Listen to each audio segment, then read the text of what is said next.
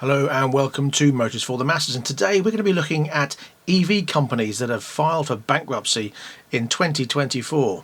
So let's roll the intro and get cracking.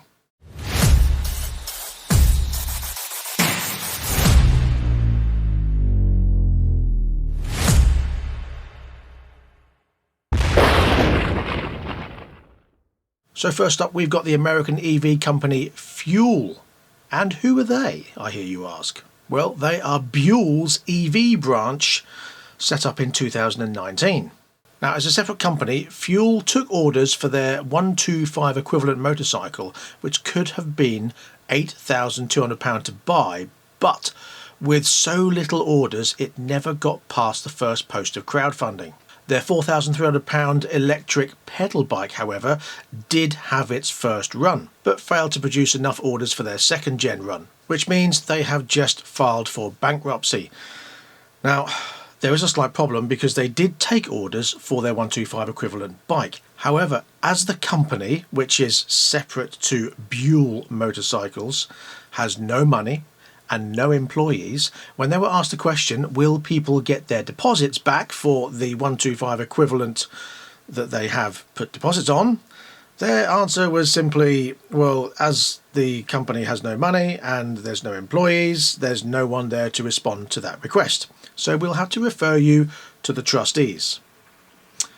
I'm not sure that's a very ethical thing to do. Now, people can't just go direct to Buell themselves and say, look, you took my money, I want it back, because as I said, it's a separate company. Seems a bit underhanded, but what do you think? Let me know in the comments section below.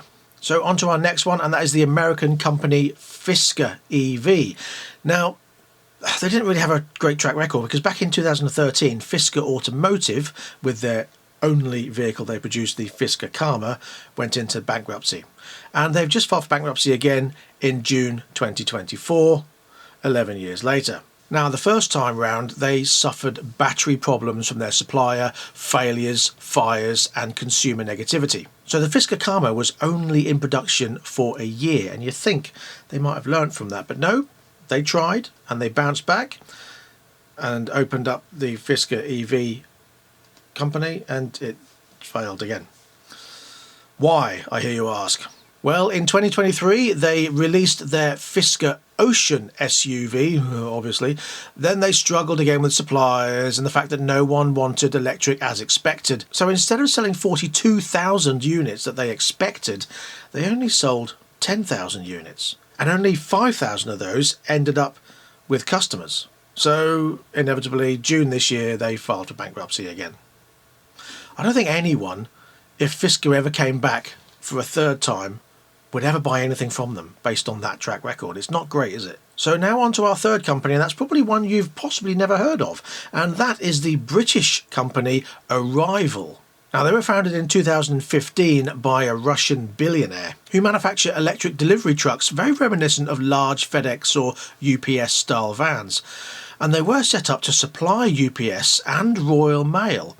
But they filed for bankruptcy in February this year, again due to supplier issues and investor issues, with investors saying we don't want to continue because they had production delays. And again, it was coupled with the fact that the EV market was losing its luster and things were on a downturn as far as EV sales were concerned.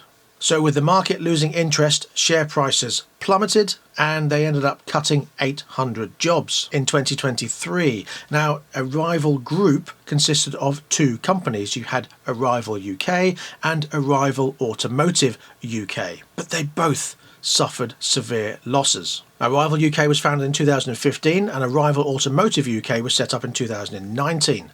There was an issue in 2022 with audited accounts not being submitted, and when they filed for bankruptcy, 87 million was owed to creditors and 1 billion was owed to shareholders. Arrival UK owed its employees £378,000 and Arrival Automotive UK owed them £32,000. However, Arrival UK also owed HMRC, which is the UK tax company, £1.6 million, and Arrival Automotive UK owed £121,000. Plus, other unsecured creditors were owed £102 million by Arrival UK and £23 million by Arrival Automotive UK. So even with both companies running side by side, one had quite a lot of employees, one they'd scaled down to a bare backbone of, I think, 2 or 3 employees.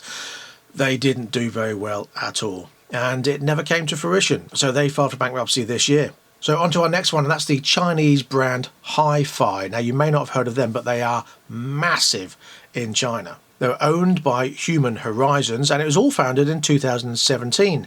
And they've been producing electric cars in China with their R&D in Japan and China, and operation centres in Germany, Norway and China. They had been selling the X, the Y and the Z models, all looking rather cool, if a bit Tesla but fancier, since 2020. First came the X, then the Z and then the Y.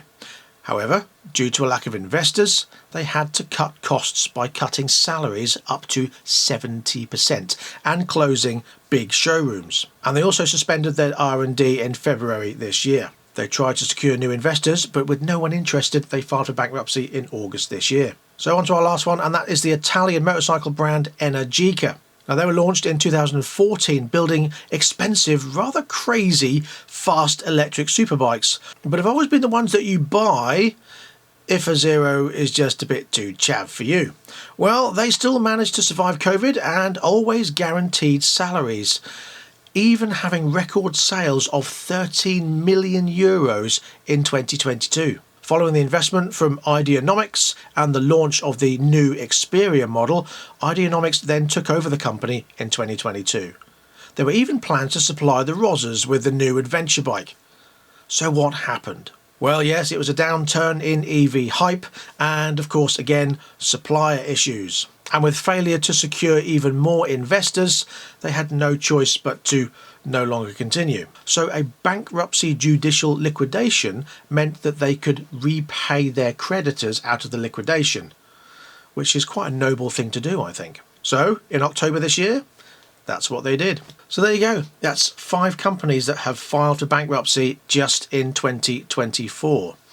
Who's next? Is it going to see a trend? Or is there going to be a turnaround and we're going to see something a bit different in 2025? Let me know in the comment section below what you think is happening with EV companies, whether it's on the up, whether it's on the down, or what you think the future is. Now, I'm a petrol head through and through. I mean, I'm even wearing a Repsol oil t-shirt. It wasn't planned either. But yes, I mean, I don't know. I mean, EV, I think, possibly has a future, but only when it's through some hybrid kind of technology that's going to keep the combustion engine still alive at the same time. I think that's the way to go, personally. EV, I don't think, I've said it so many times before, I don't need to say it again. You all know what I mean. You know, the infrastructure's not there, the prices are too high, etc., etc. I think there is a future with hydrogen technology, but you've got to get the governments on board and the investment on board and the ability to store it properly on board. But I don't know. Let me know in the comment section below what you think, and I'll be back very soon with another video. So thanks for watching. Don't forget to like, subscribe and share this video and click the notification bell also. And I will see you very soon for more. So until next time, please ride and drive carefully, but have fun. Bye-bye.